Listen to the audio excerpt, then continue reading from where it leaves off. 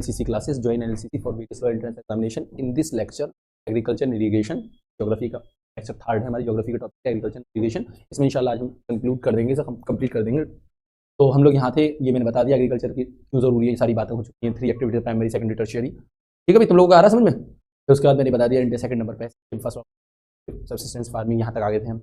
Intensive labour और ये सब जरूर, कमर्शियल फार्मिंग, HYV वाले पे ध्यान रखना। ठीक है, केमिकल्स, पेस्टिसाइड्स, इंसेक्टिसाइड्स यूज हो रही हैं, ये चीज़ें याद रखनी है। फिर इधर आ जाओ, प्लांटेशन वाला ये क्वेश्चन AMU में फिर बता रहा हूँ, ये प्लांटेशन वाला क्वेश्चन AMU JMI में आ चुका है, ये मैंने यहाँ बताया तुम्हें, तो जरा गौर रखना, हो सकता है इस बार JMI पूछ ले। होता क्या है, कभी कभी जो क्वेश्चन पेपर सेट किए जाते हैं इस तरह से सेट किए जाते हैं हमेशा 5 से 10 नंबर का प्रीवियस ईयर का, ठीक है ना। ऐसा नहीं है कि पूरा ही सिलेबस पार एकदम नई चीज़, नहीं ऐसा नहीं होता, कुछ चीज़ें प्रीवियस ईयर की रखनी होती है, क्योंकि जब सब लोग फॉर्म भर रहे हैं तो कुछ ऐसा ना हो, बिल्कुल पेपर इतना भी ज़्यादा हार्श नहीं बनाया जाता कि किसी को ही नहीं आ रहा, तरह का मॉडरेट पेपर बनाया जाता है कि सब लोग ये कह के निकले हाँ पेपर तो समझ में आया था। बेशक ये है कि कुछ क्वेश्चन हार्ड थे, कुछ क्वेश्चन ईजी थे, ये तो सुना ही होगा, कुछ मॉडरेट तो है यहाँ। ऐसा नहीं होता बिल्कुल ईजी रख दो सभी कराएं तो फिर तो सबकी नाम ना जाएंगे, और इतना ही हार्ड कर दो कि जो कट ऑफ है वही नहीं हो पा रही है क्लियर, समझ गए, तरह का रहता है। ऐसे सवाल आ गया, मतलब ये AMU ने पूछा, हो सकता है JMI इससे रिलेटेड कोई पूछ ले। ये मिलेट्स वाला जो मैंने क्वेश्चन बोला था, आज और रबी खरीफ क्रॉप वाली बात याद रखनी है। ठीक है, रबी खरीफ कुछ नहीं, तुम्हें इसका किस सीजन में है, सीजन से क्रॉप्स याद करनी है। ये वाले एग्जाम्पल बहुत आते हैं, व्हीट, मस्टर्ड, बार्ली 3, इधर पैडी, मेज, इनके ऊपर ज्यादा क्वेश्चन, ये कौन सा है, और वाटरमेलन, मक्समेलन तो याद हो गया तुम लोगों को। अब अगली शीट देखो, राइस खरीफ, हाई टेम्परेचर, एनुअल इतना, इंडिया सेकंड नंबर पर है, वेस्ट बंगाल 2023-4 का डाटा है, हाईएस्ट दे रहा है राइस। इस तरह का रखने स्टैटिस्टिक्स में। मिलेट्स में बता दे, मिलेट्स को और क्या बोलते हैं, क्वेश्चन भी बता देना, कोर्स ग्रीन, ठीक है, इतना ध्यान रख लेना। और इधर आ जाओ, maize kharif, food, USA leading, Karnataka state, white पाइजर, rabi, cool growing, vitamin B, सबसे इंपॉर्टेंट बात क्या, विटामिन बी है।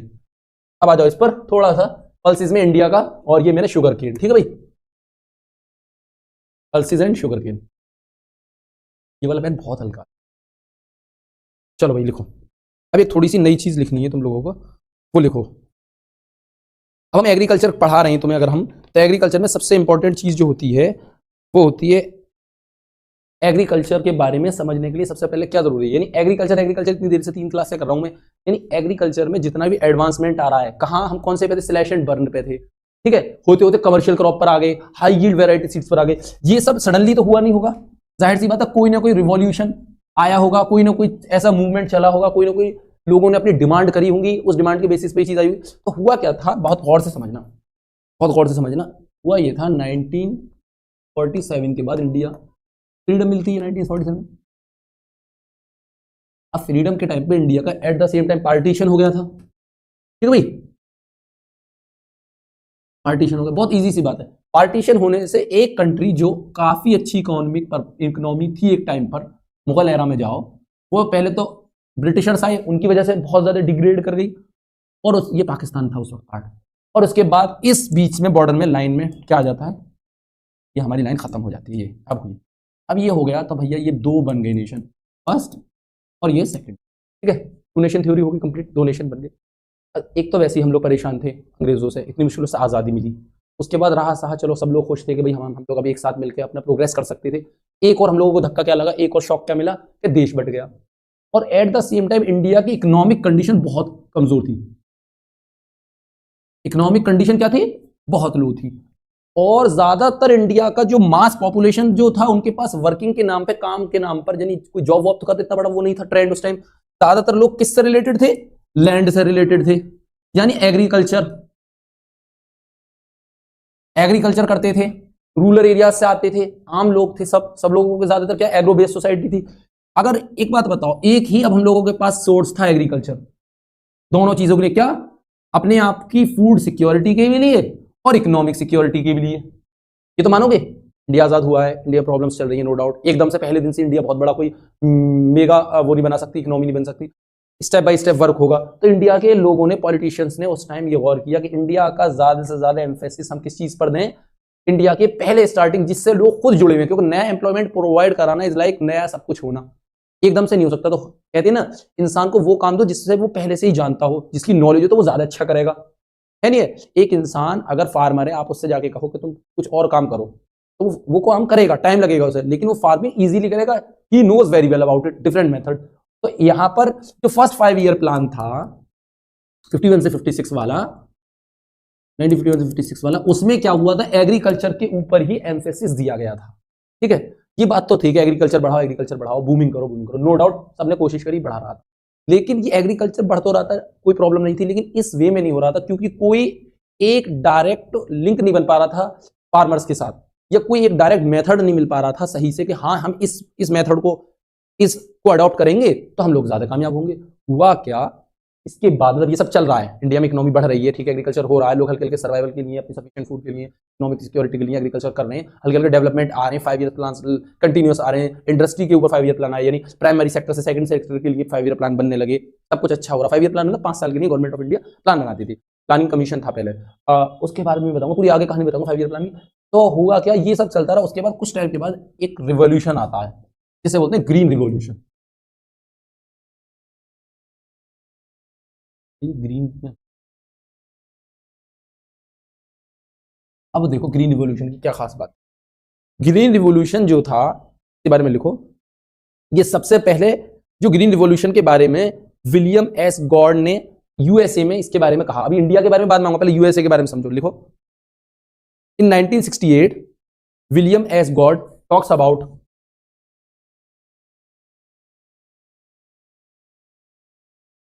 William S guard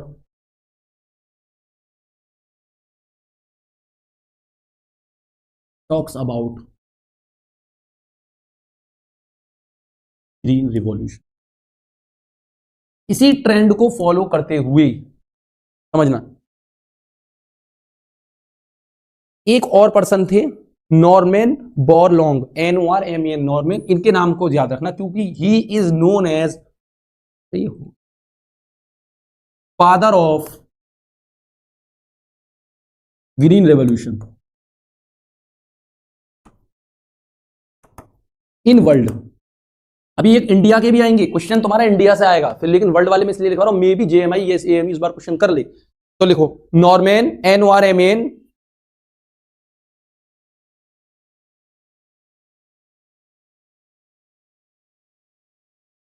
BORLAUG, spelling share कर, BORLAUG,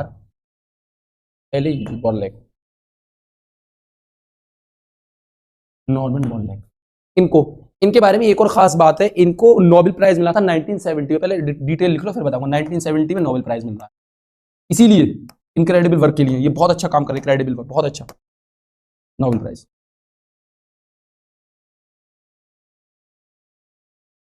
सिंपल सी बात है, एक पर्सन है, इनकी तो बात होगी, इन्होंने अपनी एक स्पीच दी थी उसमें यूएस एजेंसी के ऊपर, अच्छा US agency for international development USAID, इसको करंट अफेयर के तौर पे आज जाके पढ़ना कुछ, USAID, यूनाइटेड स्टेट्स मतलब US A for agency for international development, इसको लिख लो, हो सकता है इस बार इसकी पूरी क्या है फुल फॉर्म आए, देखो यूनाइटेड स्टेट्स ऑफ अमेरिका, इस पे लिखना एजेंसी फॉर इंटरनेशनल डेवलपमेंट। अब इसमें मैं तुम्हें बहुत अच्छी सी बात बताने वाला हूं जो मैंने टाइम्स इंडिया में पढ़ी थी अभी रिसेंट में, वो ये थी कि जब से डोनाल्ड ट्रंप इंडिया के प्रेसिडेंट बने हैं, उनका बहुत ज्यादा फोकस कई चीजों पर चला, इंटरनेशनल रिलेशंस में। सबसे पहले तो उन्होंने एक वीजे को जरूर पड़ा, H1B वीजा जो है उसमें वो लोगों को रेस्ट्रिक्ट कर रहे हैं, बर्थ के बारे में क्वेश्चन कर रहे हैं, बर्थ है नहीं है से रिलेटेड।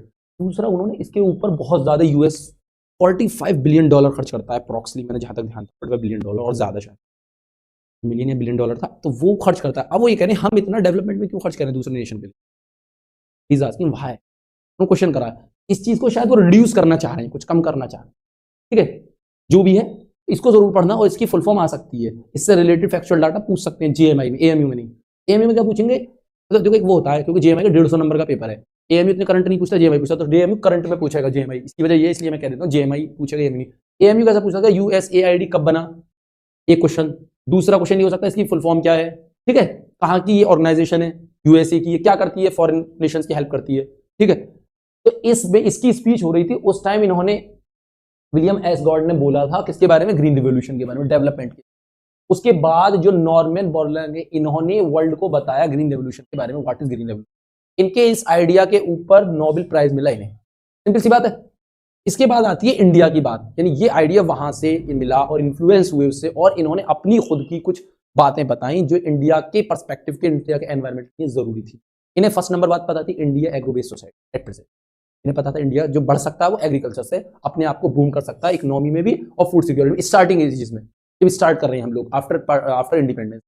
अब तो खैर इंडिया बहुत ज़्यादा माशाल्लाह डेवलप हो चुका है, बहुत सारी चीज़ें, बहुत सारे सेक्टर खुल गई।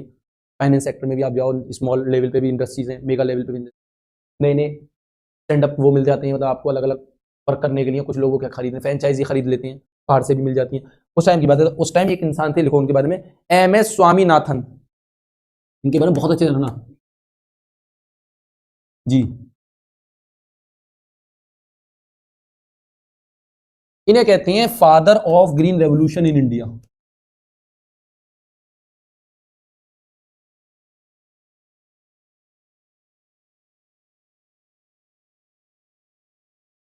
इन्होंने बहुत अच्छा वो दिया इंडिया को, किस तरह से ग्रीन रेवोल्यूशन में आए।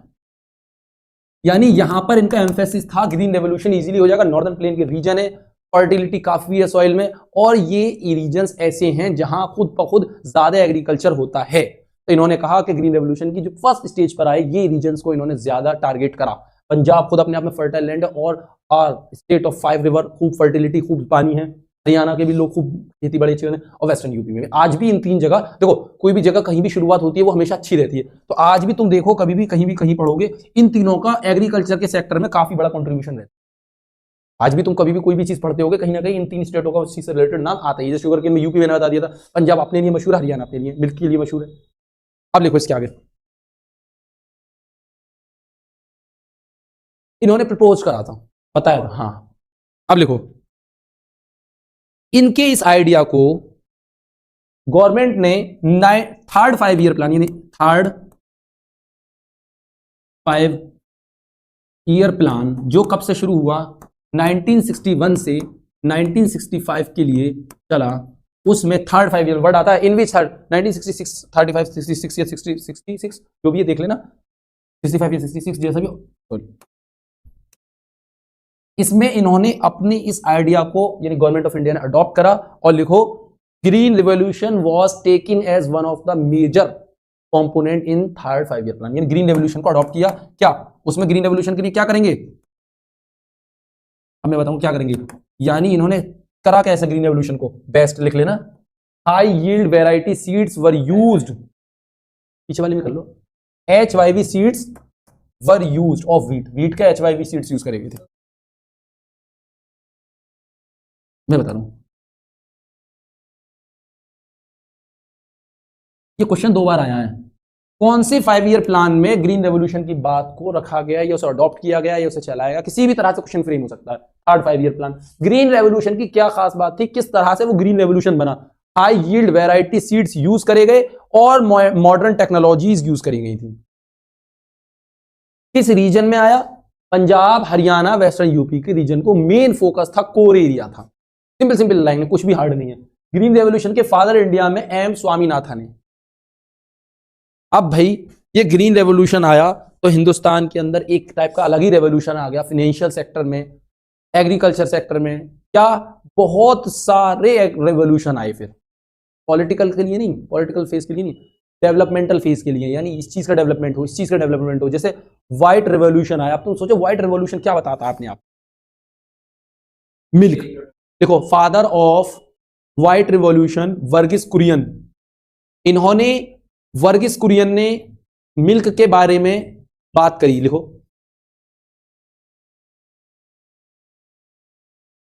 वर्गीस कुरियन, वी से वर्गीस, के से Kurien, Verghese. Father of white revolution Verghese Kurien, इतना लिख लो, VERGES, वर्गीस कुरियन की लिख लो अपने आप, उसमें मुझे एग्जैक्ट नहीं है, KURIEN, वर्गीस कुरियन। अच्छा एक चीज और लिखो इसके अलावा, देख लो इसको एक बार चेक कर लो। हाँ, मिल्क से रिलेटेड है। अब मैं बहुत सारे तुम लोगों को वो लिखवा रहा हूं, क्या डिफरेंट टाइप ऑफ रिवॉल्यूशंस, वो चेक करके बताओ, फिर मैं बताऊंगा। तब तक मैं जरा ये बना दूं।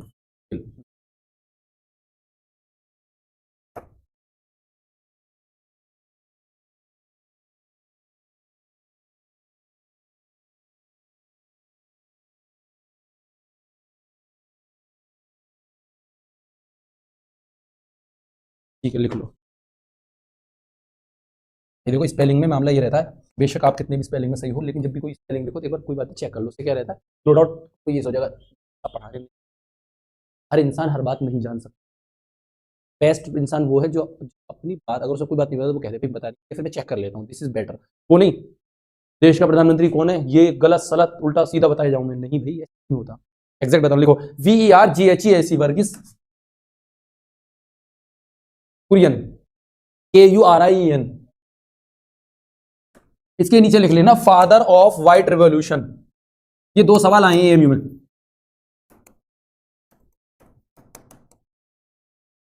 और रिलेटेड टू मिल्क, भाई व्हाइट है तो मतलब मिल्क, मिल्क से रिलेटेड है।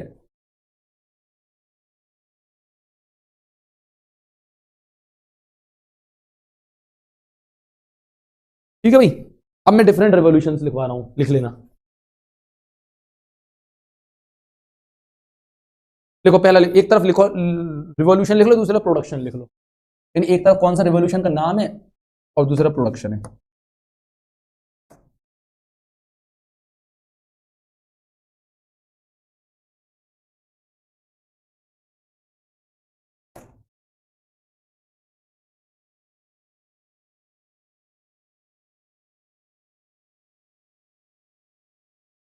AMU का एंट्रेंस हो, JMI का एंट्रेंस हो, या कहीं का भी CUET हो, एक बात सबको ध्यान रखनी है, GS इज कॉमन। GS में कोई ये मत कहना कि सर AMU के लिए क्या GS पढ़े, JMI के लिए क्या GS पढ़े, सबकी कॉमन है। मतलब 90% चीजें सब एक सी पूछते हैं, 10% वेरी कर सकता है। ठीक है, रेशियोज अलग सकते हैं, माना AMU हिस्ट्री कम पूछ रहा है, JMI ज्यादा पूछ रहा है, JMU ज्योग्राफी कम पूछ रहा है, AMU ज्यादा पूछ रहा है, इस तरह का हो सकता है। बट ओवरऑल, और ये चीज ऐसी होती है फैक्चुअल, इसमें तो डाटा बदलने, रीजनिंग में तो ये आया मानो सवाल, सपोज करो इस बार 2 + 5, तो भाई तुम 7 कह दोगे, JMI ने पूछ लिया 7 - 2 तो 5, एक अलग अलग बात होगी। लेकिन अगर AMU और JMI दोनों एक चीज पूछा, रिवॉल्ट ऑफ 1857 था, हाँ इस तरह से मेन मंगल पांडे का नाम पूछे तो वो मंगल पांडे टिक होगा, या कौन सी सिटी से कौन चला रहे थे, तांतिया तोपे थे उसमें, बेगम हजरत महल थी, तो वो एक स्टैटिक है। ठीक है, या उसके कॉजेज पूछे, या उसके बाद कौन सा लेजिस्लेशन आया, गवर्नमेंट ऑफ इंडिया 1858 आया, 57 है 58 वाला जो एक्ट आया, 1858 का एक्ट आया, उसके बाद क्या हुआ, पावर कहां से कहां चली गई, कंपनी से क्राउन पर चली गई, ये स्टैटिक है, वो कोई चेंज नहीं है। ठीक है, तो AMU पूछे, JMI पूछे, सबका सेम रहेगा।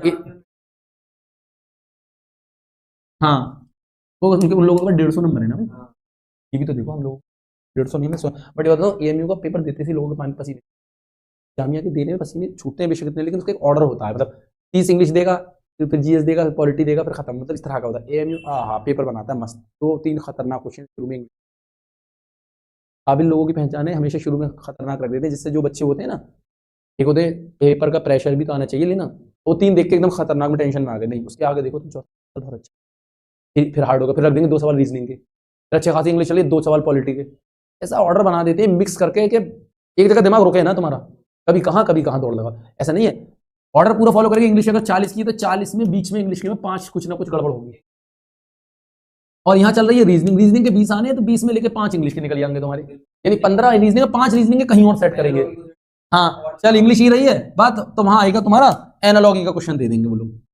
अच्छा खासा तुम्हारा पॉलिटी चल रही थी, बहुत बढ़िया पॉलिटी चल रही थी, मजा आ रहा था तुम्हें, एंशिएंट हिस्ट्री का क्वेश्चन आ जाएगा तुम्हारा, अब उससे कुछ नहीं होगा आंसर जो है वो तो वही है, वो चेंज थोड़ी होगा, थिंग इज दैट तुम्हारा माइंड बहुत ज्यादा चेंज होगा, तो वहां तुम्हारा जो माइंड पॉलिटी पे टिका हुआ था वो कहाँ पहुंचना पाना पड़ेगा एकदम से एंशिएंट। अगर यहाँ तुम्हारा रीजनिंग में चल रहा था तो एकदम से इंग्लिश का ग्रामर का क्वेश्चन आ गया, तो उसमें कुछ लोग होते हैं बेवकूफ, वो कहेंगे छोड़ छोड़ के करेंगे, नहीं भाई पहले हिस्ट्री कर लें, रीजनिंग ही कर लें बस, तो वो माइंड गेम होता है, जब भी तो इतने सारे लोगों का एलिमिनेशन होगा, ये भी तो बात है। चलो खैर ये तो सब चलता रहेगा, अब तुम इसका प्रोडक्शन जो मेन बात है, इसमें से सवाल 2-3 बार अलग अलग से रिलेशन से आए, अलग अलग रिलेटेड आए, और रीजनिंग का जो टॉपिक है एनालॉजी उसमें भी इससे सवाल आ सकता है। तो लिखो ब्लैक रेवोल्यूशन, पहले इधर लिखो ब्लैक रेवोल्यूशन, एक तरह रिवॉल्यूशन लिख लो। अब भैया मैं फिर बता रहा हूं, मेरी एक वीडियो है उसमें मैंने डिस्कस पहले कर दिया ब्लैक कॉलर क्राइम्स और ब्लैक कॉलर जॉब्स करके, व्हाइट कॉलर क्राइम ये मैंने बताया, देख लिया, ये पढ़ चुके हो, अपने आप पढ़े मैंने बताया, तो मतलब मेरी सही तो पढ़े हो ना, हाँ ये मैं नहीं बताई, तो मैं बोलना चाह रहा हूँ, तो वो 1 दफा 2 दफा JMI ने कराया क्वेश्चन हो सकता, और AMU ने भी कर लिया 2 बार, व्हाइट कॉलर का आ रहा है, तो यानी ये कैसा टॉपिक है, क्राइम्स के बारे में तो आप पढ़ो, लेकिन एक डिस्टिंग्विश कर रहे हैं वो, हाँ ये है white collar, black collar, pink collar तो वुमेन वाला है, वुमेन्स, हाँ पिंक वाला वो वुमेन्स ही रहेगा। ठीक है, अब ऐसे ध्यान रखना, अब एक है ब्लैक कॉलर, अगला अगला लिखो ब्लू रेवोल्यूशन, ब्लू रेवोल्यूशन के बाद लिखो आप ब्राउन रेवोल्यूशन, तो कोई सा भी आ सकता है, बहुत आसान है, fibre revolution, golden fibre revolution. एक है फाइबर रेवोल्यूशन और एक है golden fibre revolution.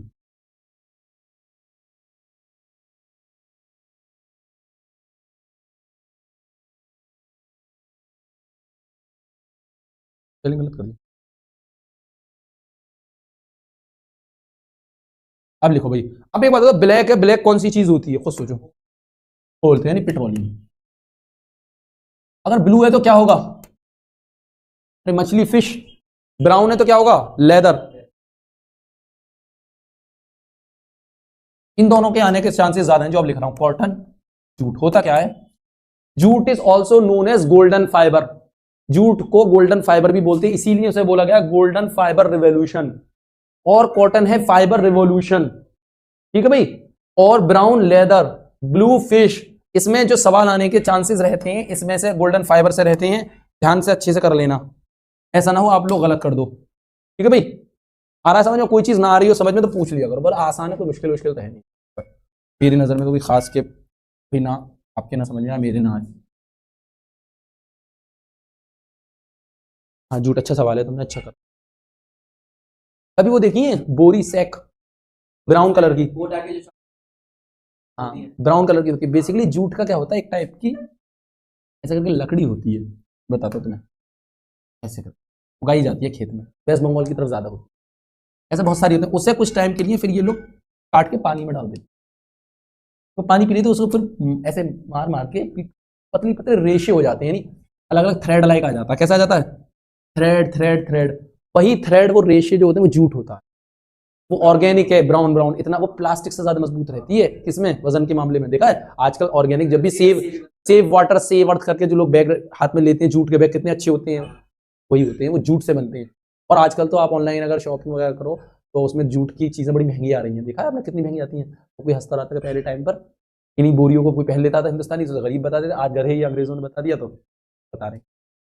Western culture के नाम पे आप कुछ भी, मतलब द थिंग इज डेड। मतलब कोई भी कल्चर हो, आप अपना अपना पर्सनल अडॉप्ट करना, बट इट इज मतलब कहते हैं लतीफा है। लतीफा मतलब कोई हंसी मजाक की बात किसी ने कह दी, वो वाली बात है। ये तो आपके पर्सनल है। आर्टिकल 21 में ये तो बता रहा है, हिंदुस्तान का कॉन्स्टिट्यूशन क्यों है इतना रिजिड और फ्लेक्सिबल। रिजिड इसलिए कि जो बात कह रहा है उसको कोई नेग्लेक्ट नहीं कर सकता, फ्लेक्सिबल इसलिए कि उस बात में भी बहुत सारी चीजें इंटरप्रेट करके नहीं मिल सकती, ठीक है। अब मैं कहने लगा अरे भाई ये वाला कल्चर में, भाई आप कौन होते हैं सर ये बात कहने वाले, द थिंग इज डेड, ठीक है। अगला लिखो, ये लिखो, फिर इसका पूरा करना है। भाई कश्मीर वाले भाई, तुम्हें समझ में नहीं आ रहा कैसे आज चुप हो, क्या बात है, कहीं कहीं ज्यादा पढ़ाई की टेंशन ले ली कल तुमने, है कल तुम, मुझे लग रहा है उस दिन तुमसे बात हुई, तुमने टेंशन ज्यादा ले ली। पढ़ाई वढ़ाई की टेंशन मत लो। मैं जब लॉ की तैयारी करता था, मैं अपना पर्सनल मैं बताता रहता हूँ भाई, देखो जब लॉ में हूँ तो तैयारी भी करी होगी, बगल पढ़े तो आऊँ नहीं, अनपढ़ तो हूँ नहीं, और बगल पढ़े किसी का भी नहीं आना, मेहनत चाहिए सब कुछ। मैं तो भाई यही कहता था, टेंशन लेके मैं भी पढ़ता था। खैर अब तो मैं कह देता हूँ टेंशन मतलब, टेंशन मुझे भी होती थी, तब तो यही है, ऐसा कोई बात नहीं है। बस यही वाली टेंशन नहीं हुई मुझे कभी। लोग कहते हैं हमें नींद नहीं आती, मुझे कितनी भी टेंशन हो, जो सो गया तो सो गया, अरे नींद क्या क्या कसूर, उसे तो पूरा करो। भाई सो गए तो सो गए, कम से कम अगले दिन फ्रेश उठोगे। मेरा ये था, सो गया तो सो गया, सुबह ही सुबह फ्रेश उठो, पहले फजर उठ जाओ या 7 बजे, और उठते से ही अपना वो चीज पढ़ो जो चीज तुम्हें मुश्किल लग रही है। फिर देखो तुमने पूरी रात, अगर मान लो टेंशन में सोते रहे, पूरी रात खराब हुई, दिन भी तुम्हारा मूड खराब रहेगा, जगे रहोगे। और रात में अब तुम सो गए, फिर फ्रेश उठे हो, डिटर्मिनेशन तो नहीं है, टेंशन तो वही है कि भाई पढ़ना है, फटाक लेके बैठ जाओ। फिर देखो तुम कुछ ना कुछ अच्छे कंस्ट्रक्टिव याद होगा। लोग अलग अलग तरीके बताते हैं, ऐसे पढ़ो वैसे पढ़ो, मैं कोई तरीका नहीं बताता। लोग कहते हैं टाइम टेबल, पता है मैं बस, ओझा सर की एक बात है, ओझा सर बहुत अच्छे पढ़ाते हैं, अवध ओझा सर बहुत बढ़िया, बहुत बेहतरीन आदमी है, बहुत अच्छा पढ़ाते हैं, बहुत बढ़िया बात, उनकी बातें और अच्छी लगती हैं। तो वो एक बात कहते हैं, जब आंख खुली जब सवेरा, मतलब पढ़ लो जब मिले तुम्हें। ये नहीं है मैंने टाइम टेबल सेट करा इधर लिखूंगा, ये मैंने टाइम टेबल बना दिया इधर टाइम लिखूंगा, इधर के मॉर्निंग ब्रेकफास्ट, इवनिंग डिनर, ये लिख रहा हूँ टी ब्रेक, ये सब नहीं, कुछ नहीं।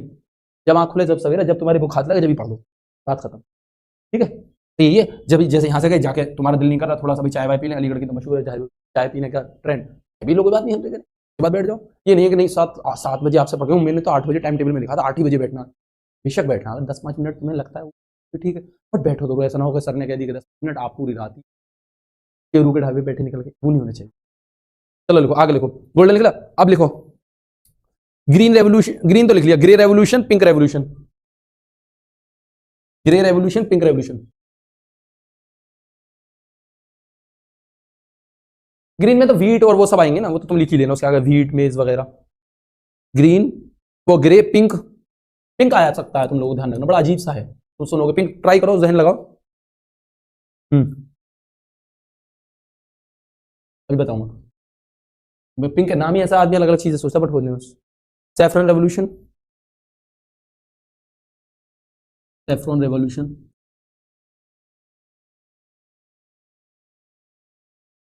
Silver fibre revolution, silver revolution लिखो। राउंड, राउंड रेवोल्यूशन, राउंड में मतलब पटेटो, अभी लिखाऊंगा।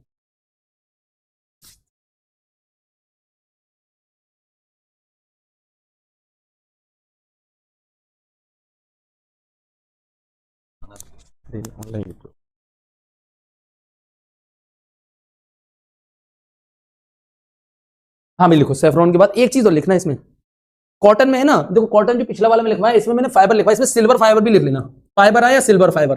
अच्छा हो क्या रहा, 3 तरीके के कलर है हमारा हिंदुस्तान में, ऑरेंज, व्हाइट, ग्रीन, सिल्वर भी लिख लेना, सिल्वर भी आ सकता है इसमें।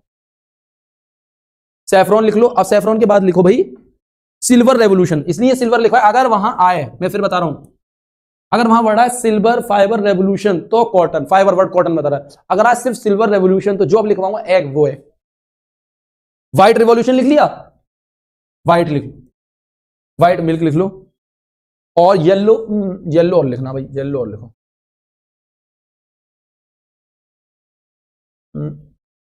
आ जाना चाहिए।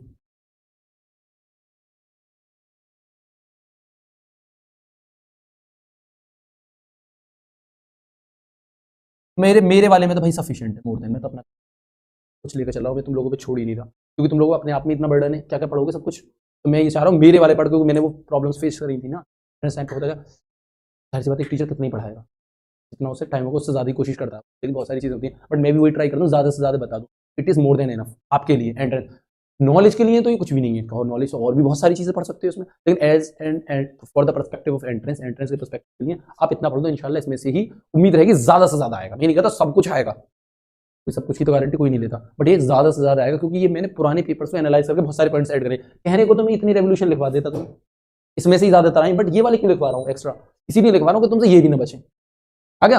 अब ये रिवोल्यूशन की जगह मैं ग्रीन रेवोल्यूशन की कहानी क्यों बताता, नोबेल प्राइज वाली बात क्यों लिखवाता, हो सकता है वो नोबेल प्राइज ही पूछ लें ग्रीन रेवोल्यूशन वाला, इसलिए चलो लिखो, अब व्हाइट के नीचे वो लिख लेना येलो रेवोल्यूशन,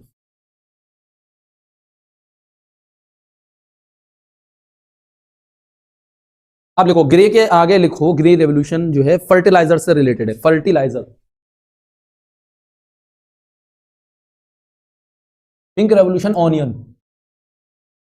प्याज, ऑनियन से रिलेटेड है। इसी में रेड रिवोल्यूशन हो रहे, round potato, potato, saffron solar energy, solar energy जी, सोलर एनर्जी से रिलेटेड है सैफरन। सिल्वर फाइबर कॉटन और silver revolution egg, poultry farming,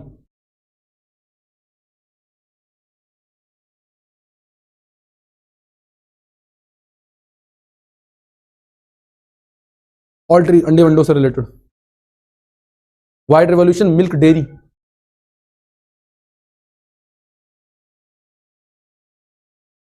yellow oil seed, और एक बचता है इसमें रेड रिवोल्यूशन, वो भी लिख लेना, क्या पता वो भी पूछ ले, तुम सोचोगे रेड मतलब डेंजर है। मीट, गोश्त से रिलेटेड, ये भी लिख लेना, इसे छोड़ना मत।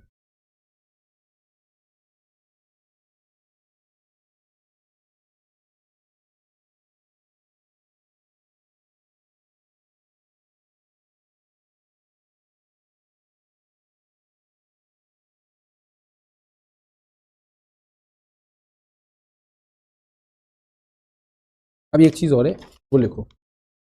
अच्छा ठीक है भाई। अच्छा एक बात बताओ, मैंने तुम लोगों को वो लिखवाए थे शिफ्टिंग कल्टीवेशन, तो शिफ्टिंग कल्टीवेशन में एक चीज और लिख लो, थोड़ा सा लिखना, झूम तो नॉर्थ ईस्ट इंडिया में,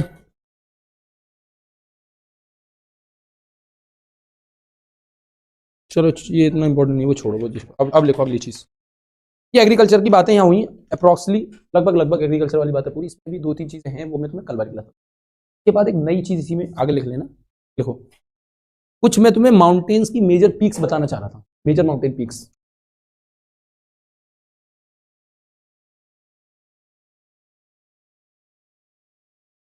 इसका मैंने तुम्हें एक शॉर्ट सा डाटा बनाया है, मतलब शॉर्ट बातें, शॉर्ट डाटा, जो बहुत सारी माउंटेन पीक्स इंडिया में है उनके बारे में जिक्र है, उसके अंदर कौन हाईएस्ट है, कौन लोएस्ट है, कौन कहाँ है, कितनी हाइट है, उसका शॉर्ट डाटा बनाया।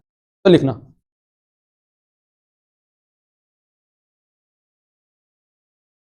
सबसे पहले लिखो पीक का नाम और एरिया कहाँ है और उसके फीचर्स। पीक का नाम, एरिया कहाँ पर है और उसके फीचर्स। बहुत इंपॉर्टेंट था, ये मैंने डाटा बनाया था तो लोगों को मैंने इंपॉर्टेंट आ जाएंगी, याद रहेंगी, इजी वे में याद हो जाएंगी बहुत सारी चीजें। पीक, एरिया किस जगह पर है और फीचर्स। लिखो भाई, पीक लिखो अनाईमुड़ी,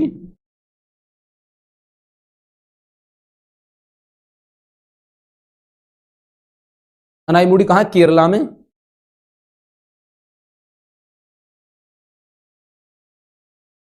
के बारे में दो फीचर्स हैं, highest peak of Western Ghat, highest peak of south India. देखो ये ईस्टर्न घाट है, ये वेस्टर्न घाट है, इधर की तरफ है ये केरला, इधर पड़ता है यहाँ, तो इधर की तरफ है तो इधर हाईएस्ट पीक है। सबसे पहली बात फिर समझना मेरी बात को गौर से, तुम लोग भूल मत जाना। इधर केरला है, क्या हो क्या गया, इस पे कलर क्यों नहीं ले रहा है।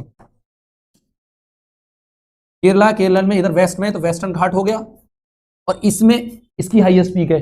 दूसरा अगर साउथ में बात करूं, साउथ मतलब इधर नीचे की तरफ, इंडिया के नीचे साउथ में बात करूं, ये ऊपर नॉर्थ है, तो साउथ में भी सबसे हाईएस्ट पीक क्या है, अनाईमुड़ी। दो फैक्ट हैं, लिख लो।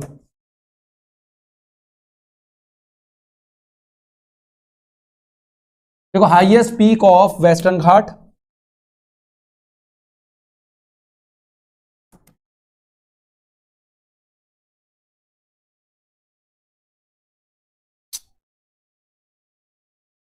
और highest peak of south India,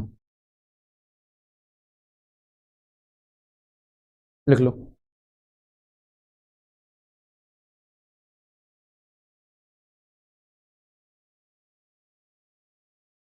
blue peak, इसके बाद लिखना ब्लू पीक।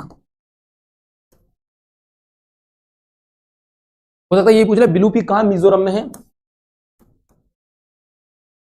और इसके बारे में खास बात है, it is also known as Phawngpui. क्या बोलते हैं,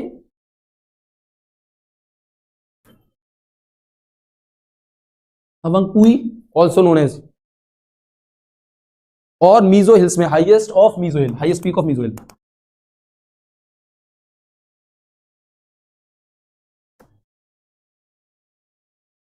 आ रहा भाई, highest peak of Mizo hill, इतना देखो। फिर है दोदा बित्ता, DODABET, ये दोदा बित्ता। तीसरी वाली लिखो,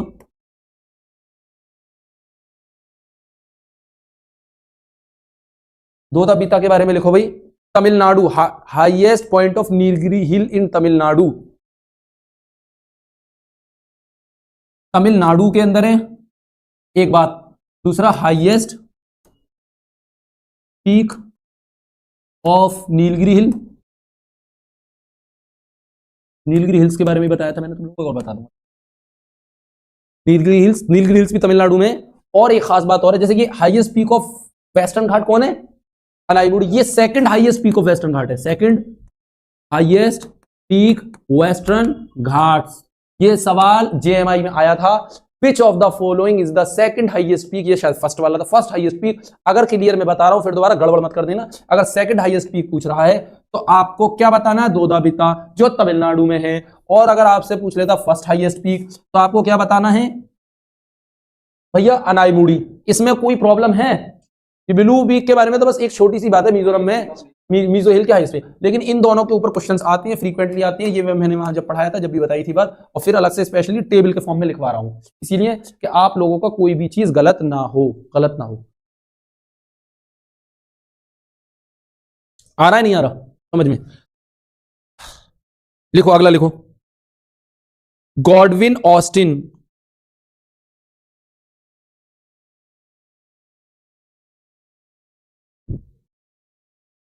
देखो गॉडविन ऑस्टिन का इससे पहले मैप बना दूं, बनाना पड़ा।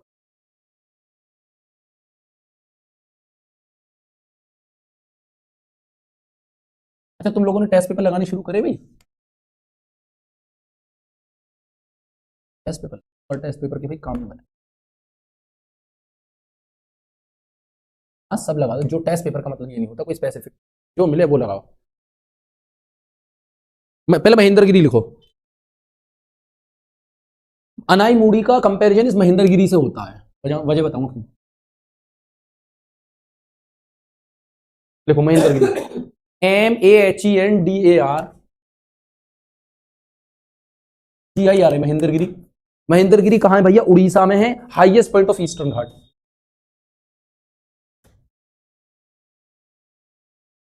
Highest peak of eastern Ghats.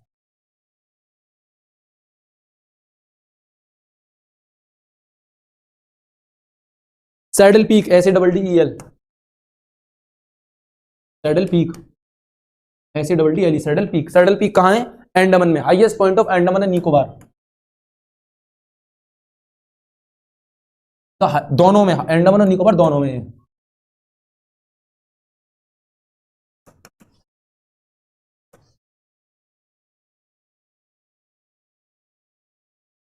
नहीं लिखो यार,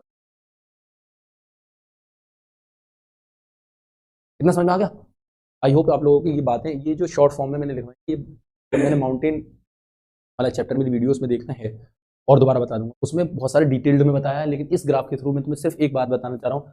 तुम्हें नाम याद रखना है महेंद्रगिरी, महेंद्रगिरी में सर उड़ीसा में है, और हाईएस्ट पीक है ईस्टर्न घाट की, बस 3 वर्ड याद रहेंगे। इससे पिछली स्लाइड में जैसे ये है, ये 3 बहुत इंपॉर्टेंट है, महेंद्रगिरी, अनाईमुड़ी और दोदाबिता। ये क्वेश्चन आते हैं क्योंकि वो ईस्टर्न घाट की है, ये वेस्टर्न घाट की है, लेकिन दोनों साउथ में सबसे बड़ी कौन मानी जाती है? तो ईस्टर्न घाट एक चीज हो गई, वेस्टर्न घाट एक चीज हो गई, दोनों जुड़कर पूरा साउथ बन गया। दोनों साउथ के अंदर अनाईमुड़ी हाईएस्ट है, ना कि ये वाली महेंद्रगिरी। नहीं दोदाबिता अलग बात है, समझो। महेंद्रगिरी ऐसे समझिए, फोटो बना रहा हूं, ये है महेंद्रगिरी, क्योंकि ये ईस्टर्न घाट्स में है, ये वेस्टर्न घाट है। इसमें कौन है? देखो ये देखो, अनाईमुड़ी, ठीक है भाई समझना, अनाईमुड़ी। अब ईस्टर्न घाट प्लस वेस्टर्न घाट बन गया साउथ, क्या बन गया? और ये सिर्फ साउथ में पूछे तो हाईएस्ट कौन है? अनाईमुड़ी। समझ में आ गया? ईस्टर्न घाट में महेंद्रगिरी, वेस्टर्न घाट में Anamudi, simple concept, highest. If in case they will ask which of the following is the highest peak of south India, you will say Anamudi. Second highest peak पूछने लग जाए तो दोदा, खत्म, इतनी सी बात है। यहां तक समझ में आया? आई होप यहां तक की बातें समझ में। इसके आगे हम इंशाल्लाह आगे कंटिन्यू करते हैं एक दो चीजों के साथ, में थोड़ा सा रह गया है, मतलब वो वाला एग्रीकल्चर वाला पोर्शन वहीं हो गया पूरा, एक दो चीज थी वो नेक्स्ट बार में बता दूंगा। यहाँ से मैंने नई चीज माउंटेन्स वगैरह शुरू कर दिए थे, ठीक है, जो पोर्शन बचा था। अब इसके अलावा कुछ चीज तुम लोगों को ना समझ में आए, मतलब मिल जाए नई तो बुलाना। अब इसमें कल्चर्स रह गए, जैसे हॉर्टिकल्चर, विसिकल्चर, फिशिकल्चर, ये सारे कल्चर्स रह गए। यानी culture basically is a type of life को डिटरमाइन करते हैं, किस तरह से वो जीते हैं, किस तरह उससे रिलेटेड होती है। तो वो सारे किस फ्रूट से रिलेटेड है, ग्रेप से रिलेटेड है, फिश से रिलेटेड है, हनी से रिलेटेड है, क्वेश्चन आता है एक बार, वो कराऊंगा, ठीक है। वो लास्ट टॉपिक था, वो उसमें कंटिन्यू होकर वो टॉपिक वही है। और ये माउंटेन्स वगैरह, डिजर्ट पढ़ेंगे, माउंटेन, आइलैंड्स, वॉल्केनोज, टॉर्नेडोज, ये सारा एक अलग ही सीरीज चलेगी। किससे रिलेटेड? ज्योग्राफी की अलग अलग डिवीजन से रिलेटेड है, कौन सी जगह कहाँ हिल स्टॉर्म्स आ रहे हैं, इसको क्या बोलते हैं, ठीक है। चलो समझ में आया? Thank you so much, I hope आप लोगों को आ रहा हो, जो भी चीज ना आया उसको बता दिया, और आप लोग ठीक है भाई।